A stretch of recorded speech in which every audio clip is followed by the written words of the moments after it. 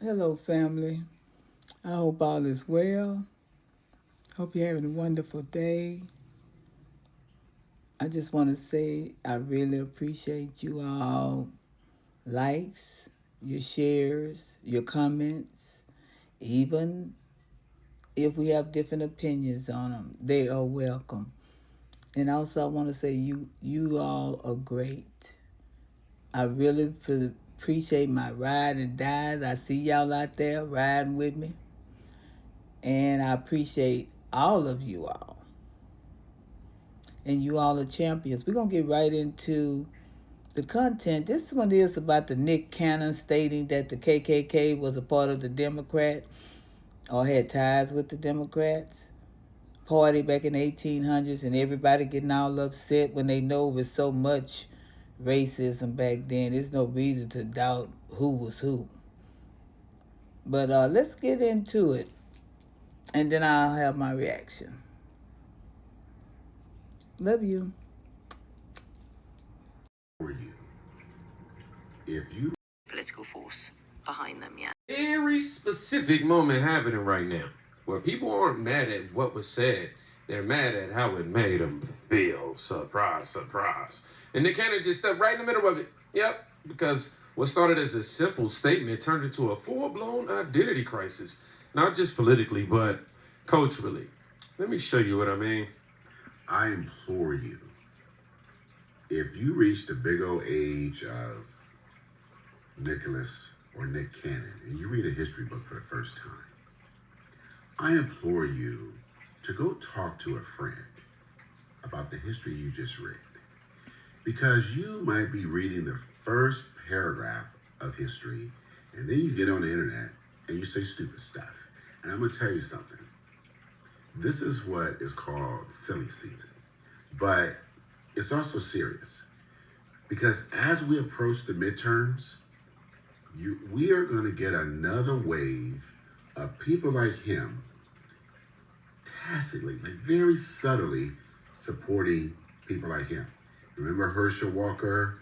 Remember that goofy sheriff? I don't know where he was from. He used to wear that hat. And all those preachers that were in the White House putting their hands on this man. Those what was that lady named? Diamond and Pearl or whatever that lady's. Those people, Diamond and Gold, whatever those two women were named. You're gonna get silly people like that speaking out. And sometimes they're gonna say, "I support this man," and sometimes they're gonna just say stupid stuff like this. And let me tell you something, sir. I implore you, do not homeschool those 15, 20 kids you have, because you don't know nothing. And that brings me to this person. Apparently she does like Scrubs, because she likes this man. She's been giving money, and how in the world can you be a black woman and you do this? How can you do that? But I'm telling you, we are entering silly season, and people, these B, C, D, F rated celebrities will be speaking up, and not just black, because they're going to be non-white, and they're going to be like just saying little weird things as we get closer to 2026. And you need to be on the lookout for them, because even if they don't say like this dumb, she didn't say it, but they got exposed supporting him, there will be signs. There will be signs. So to this third wheel and this TV host with all them chilling, just be on the lookout for a silly season and fools like this speaking out, because it all is designed to keep Democrats from voting, to keep people from the polls. That's all it is. It's coded as this kind of nonsense, but it's deeper than that. Don't be fooled by Boo Boo the Fool and Chili the Clown over there. And you see, family, I really hope black people stop, and especially Democrat black people, stop saying, I can't believe you black and you voted not Democrat. Stop trying to shame people black people into voting Democrat. Stop it. Nobody try to shame the black Democrats for voting Democrat. Everybody is entitled to vote the way they want to vote. So being said that, sir, have you did your research? So family, we're gonna get some answers from Chat GPT. Here we go. All right. Can you repeat everything we just discussed, please?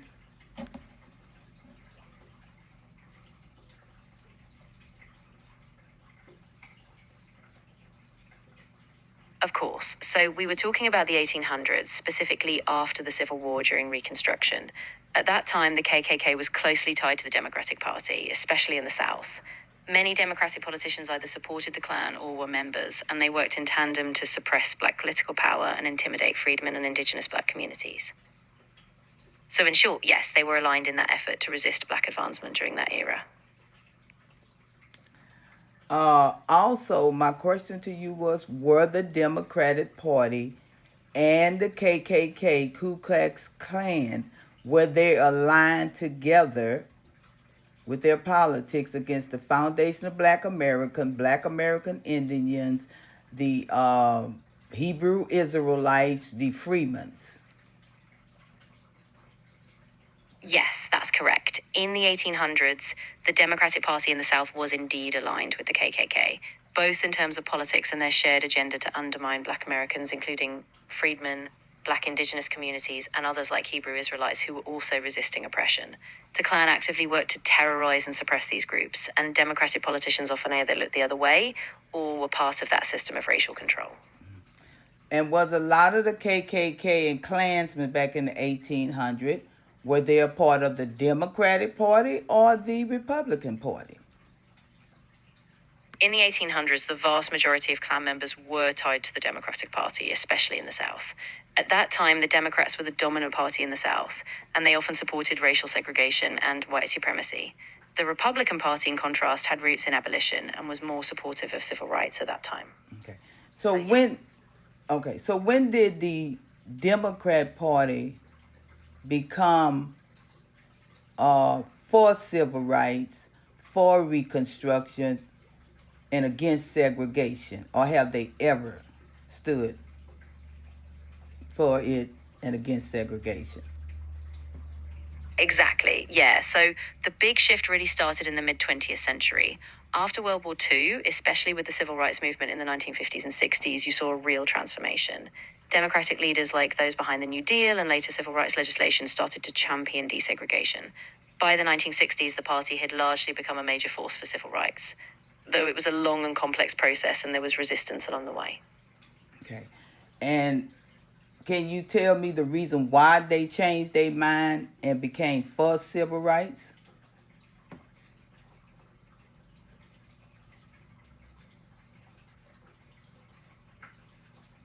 Yeah, absolutely. A big part of the shift was pressure from the civil rights movement itself. Massive protests, legal challenges, and grassroots activism. At the same time, after World War II, there was a growing national push towards equality, and Democrats didn't want to be left behind, especially as black voters became more politically active. Plus, Republicans were beginning to capitalize on the Southern strategy, which further drove Democrats towards civil rights in order to maintain their broader coalition. Okay. And now let's talk about the Republicans.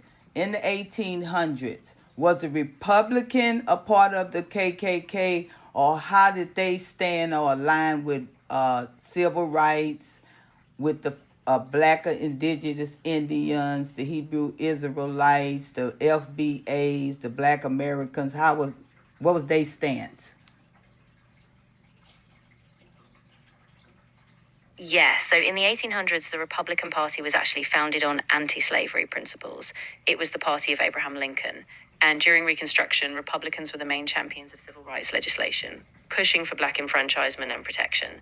So they were aligned with freedmen, black Americans, and indigenous black Indians, and they passed a lot of the early civil rights acts. So in short, they were really championing equality during that time. All right, Chat. Thanks, Chat GPT. Thank you.